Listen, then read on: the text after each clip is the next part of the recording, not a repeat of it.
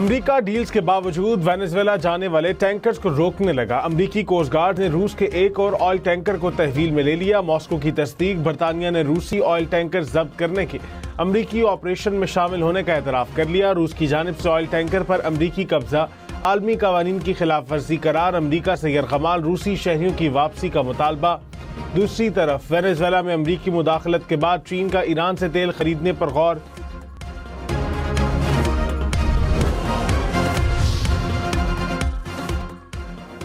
امریکی صدر Donald Trump نے کہا وینزویلا اپنے تیل کی فروخت سے حاصل ہونے والی رقم سے صرف امریکی سامان خریدے گا۔ ٹرمپ نے مزید کہا چین اور روس صرف امریکہ سے ڈرتے ہیں، ہم ہمیشہ نیٹو کے ساتھ رہیں گے چاہے وہ ہمارے لیے موجود نہ ہو۔ اگر میں مداخلت نہ کرتا تو پورا یوکرین روس کے پاس ہوتا۔ میں نے اکیلے دنیا میں 8 جنگیں رکوائیں، نیٹو اور ناروے کی بے وقوفی سے مجھے نوبیل انعام نہیں ملا۔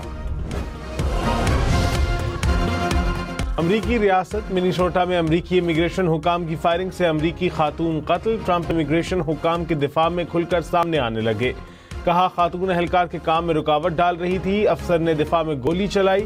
منیسوٹا کے گورنر کا ٹرمپ کو جواب، کہا بس بہت ہو گیا، وفاقی حکومت سے مزید کوئی مدد درکار نہیں۔ قتل کے خلاف منیسوٹا اور نیو یارک میں مظاہرے، new York mayor Dhahran Mamdani اور رکن امریکی کانگریس الہان عمر کی بھی مذمت۔ آسٹریلیا نے ایشز سیریز 4-1 سے جیت لی۔ 5ویں ٹیسٹ میچ میں آسٹریلیا نے 160 رن کا ہدف 5 وکٹوں کے نقصان پر پورا کیا۔ انگلینڈ نے پہلی اننگز میں 384 اور دوسری اننگز میں 342 رن بنائے۔ ٹریوس ہیڈ اور سٹیون سمتھ کی سنچریوں کی بدولت آسٹریلیا نے پہلی اننگز میں 567 رن بنائے۔ ایشز سیریز دیکھیں 10 سپورٹس پر براہ راست۔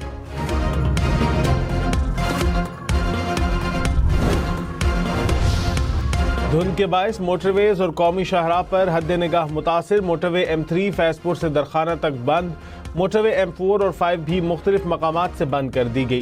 اسلام آباد ڈیرہ اسماعیل خان موٹر وے پر بھی ٹریفک روک دی گئی۔ پولیس کی سفر کے دوران شہریوں کو احتیاط کی ہدایت۔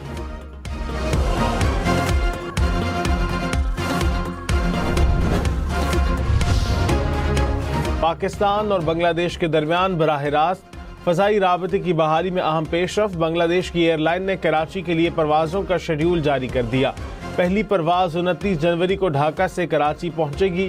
ابتدائی طور پر ڈھاکہ سے کراچی کے درمیان ہفتہ وار 2 پروازیں چلائی جائیں گی۔ وزیر اعظم شہباز شریف ایک روزہ دورے پر آج کوئٹہ جائیں گے۔ وزیر اعظم 2 منصوبوں کا سنگ بنیاد رکھیں گے، بلوچستان میں 5 دانش اسکولوں کا افتتاح بھی کریں گے۔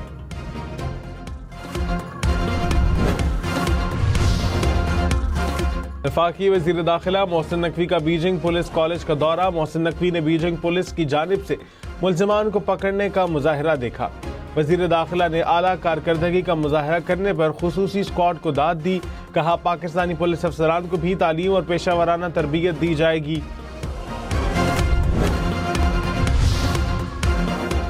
اسپیکر ایاز صادق نے کہا وزیر اعظم نے مذاکرات کی دعوت دی، فیصلہ پی ٹی آئی نے کرنا ہے، تالی دونوں ہاتھوں سے بجتی ہے۔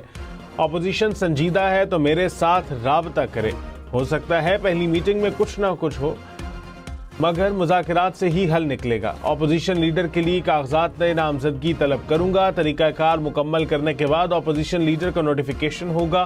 تحریک انصاف کے رہنماؤں کا اجلاس، اپوزیشن لیڈر کے نوٹیفیکیشن پر غور، پی ٹی آئی رہنماؤں کا آج اسپیکر ایاز صادق سے ملاقات کا فیصلہ۔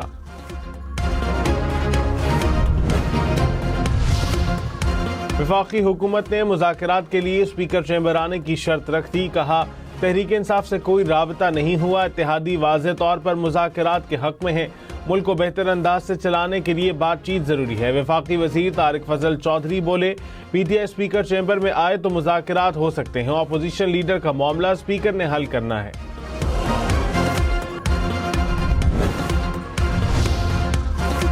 وزیر دفاع خواجہ آصف نے کہا خیبر پختونخوا حکومت کو دہشت گردوں نے یرغمال بنایا ہوا ہے، آپریشن کے خلاف بیانات دہشت گردوں کی حمایت کے مترادف ہیں۔ آپریشن کا فیصلہ صوبائی حکومت نے نہیں بلکہ وفاقی کابینہ نے کرنا ہے۔ افواج جنگ لڑ رہی ہوں تو سیاسی مصلحتوں کا شکار نہیں ہوتے۔ ہم نیوز کے پروگرام فیصلہ آپ کا میں الزام لگایا کہ خیبر پختونخوا حکومت دہشت گردوں کی اتحادی ہے، یہ خود بھی کئی بار اسلام آباد پر حملہ کر چکے ہیں، کل عدم ٹی ٹی پی کے لیے سافٹ کارنر رکھتے ہیں۔ صدر مملکت آصف علی زرداری، صدر مسلم لیگ نون نواز شریف اور وزیر اعظم شہباز شریف کی مشاورت سے حکومتی مذاکراتی کمیٹی تشکیل دے۔ اپوزیشن کی سینئر قیادت کی مشاورت سے اپوزیشن کمیٹی بنائی جائے۔ نیشنل ڈائیلاگ کمیٹی کے اجلاس کا اعلامیہ، کہا کمیٹی مذاکرات کو آگے بڑھائے۔ سینیٹ اور قومی اسمبلی میں فوری اپوزیشن لیڈرز کی تقرری کی جائے۔ سیاسی کارکنوں کی رہائی سے مذاکرات پر اعتماد بڑھے گا۔